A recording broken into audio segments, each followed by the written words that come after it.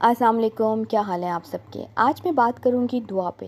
ये कितना प्यारा और मीठा लफ्ज़ है ना। और हम अक्सर हम बड़े कैजुअल वे में कह देते हैं दुआ में याद रखिएगा, लेकिन इसका एक बड़ा गहरा मायने है। यानी आप किसी को बड़ी एक इम्पॉर्टेंट चीज़ कहने को कह रहे हैं कि दुआ में याद रखिएगा। जब आप अपने लिए दुआ करें तो मुझे भी अपनी दुआ में याद रखिएगा। और हाउ और द अदर, दूसरे को पता भी होता है कि हाँ, अगर आप बहुत क्लोज़ हैं तो आप ये भी कह देते हैं कि देखो मेरी इस चीज़ के लिए दुआ करना। तो दुआ तो आपने उठते बैठते किसी के लिए भी आप कर सकते हैं और कहीं से भी कर सकते हैं। और दुआ में कंजूसी नहीं करनी चाहिए, दुआ देने में कंजूसी नहीं करनी चाहिए, क्योंकि आप जब किसी के लिए दुआ करते हैं ना तो फ़रिश्ते आपके लिए भी आमीन बोलते हैं। आप किसी के रिस्क में बरकत के लिए दुआ करते हैं तो फ़रिश्ते आपके रिस्क में बरकत के लिए भी दुआ करते हैं। आप किसी के बच्चों के लिए दुआ करते हैं तो आपके बच्चों के लिए भी अल्लाह ताला जो है वो फ़रिश्तों से कहते हैं कि इनके बच्चों के लिए भी आमीन कहें। तो दुआएं, हम कहते हैं ना कि हम हर चीज़ में बड़ी कंजूसी करते हैं, देने में, करने में, कि सलाम तक करने में कंजूसी करते हैं, लेकिन मैं कहती हूँ नहीं करना चाहिए। दुआएं जो हैं हम बैठे बैठे भी एक दूसरे को दे सकते हैं। कहीं पर भी हों, आप जब अपने लिए दुआ कर रहे हो तो याद रखें कि जो जो आपके साथ हैं, जिन्होंने आपसे कहा है कि दुआ में याद रखें, आपकी दुआओं की बहुत ज़रूरत है, तो वाकई ज़रूरत होती है। मैं एक दिन हरम में बैठी हुई थी, नबी अकरम सल्लल्लाहु अलैहि वसल्लम के रोज़े के बाहर सहन में मैं बैठी हुई थी और दुआ कर रहे थे। और वहाँ पे तो आपको पता है एक अजीब सा मंज़र होता है, कुछ समझ नहीं आ रही होती, दुआएं भी समझ नहीं आ रहा होता कि क्या मांगें। इतने आप एक अजीब से मसहूर कुन और एक अजीब सी ना सिचुएशन में होते हैं। आपका दिमाग ये कहता है ये भी मांग लें, ये भी मांग लें। फिर वो रोज़े रसूल सल्लल्लाहु अलैहि वसल्लम का जो पूरा एरिया है उसका एक अलग जो एक एम्बियंस है वो आपको इतना अपने अंदर जो है वो कैद कर लेता है हर चीज़ में। तो मैं बैठी हुई थी तो एक ख़ातून मेरे पास आई, उन्होंने कहा कि आप मैं भी शायद किसी गहरी सोच में थी, दुआ मांग रही थी और कुछ काफ़ी सोच रही थी। तो उन्होंने मुझसे कहा कि आप मेरे लिए दुआ कीजिए कि मुझे अल्लाह औलाद की नेमत से नवाजे। मैंने कहा जी ज़रूर, मैं दुआ करूँगी। पाकिस्तानी थी, वो मेरे साथ आके बैठ गई। उन्होंने मुझे छोटी सी वो रेवड़ी कह लें या वाइट सी वो होती है ना फूल सी चीज़ें, तो वो मिक्स सी थी, मीठा था मगर वो ना।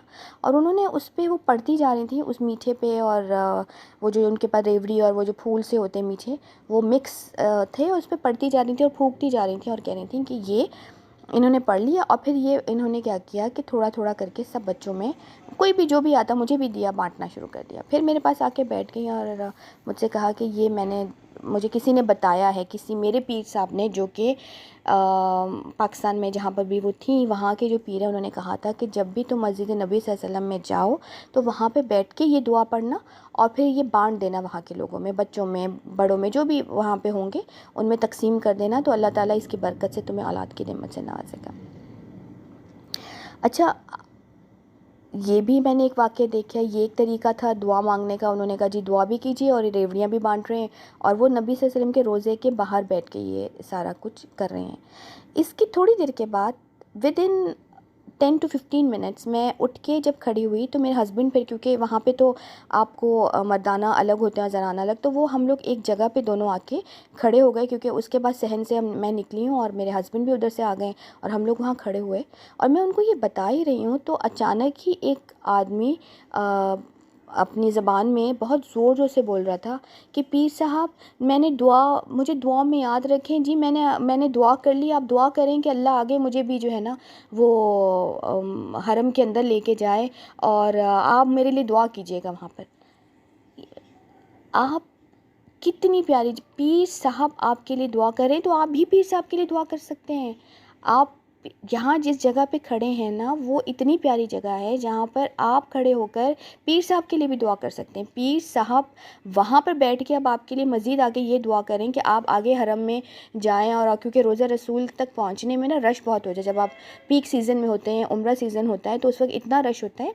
ये मैं उस वक्त की बात करें जब कोविड जैसी कोई चीज़ नहीं थी दुनिया में, तो रश इतना होता है कि आप अंदर घुसना और फिर उस तक पहुंचना, ये सब ना, तो वो एफ़र्ट्स के लिए आप जब पीर साहब को वहाँ पे फ़ोन करके दुआ उनको कहने को कह रहे हैं, तो आप जहाँ खड़े हैं ना, आप अल्लाह से दुआ मांगें। अल्लाह से जब आप दुआ मांगते हैं तो मांगनी तो अल्लाह से है ना, तो आप तो कहीं पे भी खड़े, और आप इतनी खूबसूरत जगह पे खड़े होकर जब दुआ मांग रहे हैं, तो वो पीर साहब जो है ना वो उनको भी भूल जाएं और उस जगह पे खड़े होकर पीर साहब के लिए भी दुआ मांगें। تو مطلب میرا کہنے کا مطلب یہ ہے کہ دعا جب ہم مانگتے ہیں نا، جب ہم کہتے ہیں تو دعا ہم نے اللہ سے مانگنی ہے، ہم نے اور کہیں پہ بھی مانگ سکتے ہیں آپ۔ اور جب آپ ایک اتنی خوبصورت جگہ پہ، جب اللہ نے آپ کو ایک حرم جیسی خوبصورت جگہ پہ مکہ مدینہ پہ کھڑا کر دیا ہے، تو ادھر تو آپ کو، آپ کے پاس سب سے بڑا پیر اور جو سب سے بڑا ہمارا رب ہے جس نے یہ دنیا بنائی ہے، اس کے سامنے جب کھڑے ہو کے ہم ہاتھ پھیلاتے ہیں تو ہمیں کسی پیر کی ضرورت ہے نہیں۔ ان کو ضرورت ہے کہ وہ، ہم جب جائیں تو ایک دوسرے کے لیے دعا مانگیں، وہ وہاں پہ بھی مانگ سکتے ہیں اور وہاں پر بیٹھ کے ہم پوری دنیا اور امت کے لیے مانگ سکتے ہیں نا۔ تو پھر وہ یہ کہنا کہ آپ پیر جی کو خاص طور پہ فون کر کے آپ یہ کہیں کہ پیر جی مجھے دعاؤں میں یاد رکھیے گا کہ آگے کا راستہ بھی میرا آسان ہو جائے۔ بہرحال یہ وہ چیزیں ہیں جو کبھی کبھی سوچ میں آتی ہیں کہ ہم لوگ دعاؤں کے معاملے میں ہمارا یہ مائنڈ کلیئر ہونا چاہیے کہ دعا ہم کہیں پہ بھی کھڑے ہو کے مانگیں، مانگنا ہم نے اللہ سے ہے، اور اللہ کے علاوہ کوئی ہماری دعا جو ہے وہ سنتا بھی نہیں ہے سوائے رب کے ہمارے۔ ہاں، اللہ نے کس کے ذریعے، یہ میں کہتی ہوں کہ آپ کو کہا میں نے دعا کریں، شاید آپ نے، میری دعا نہیں سنی گئی ہو، ماں کی میری دعا سن لی گئی ہو، میری کسی بڑے کی سن لی گئی ہو، کسی میری دوست نے میرے لیے دعا کی ہو وہ سن لی گئی ہو، لیکن سننی تو اللہ نہیں ہے نا۔ دعا میں یاد رکھیے گا اور اپنا بہت خیال رکھیے گا۔ کامنٹ سیکشن میں اپنی رائے ضرور دیجیے گا۔ اللہ حافظ۔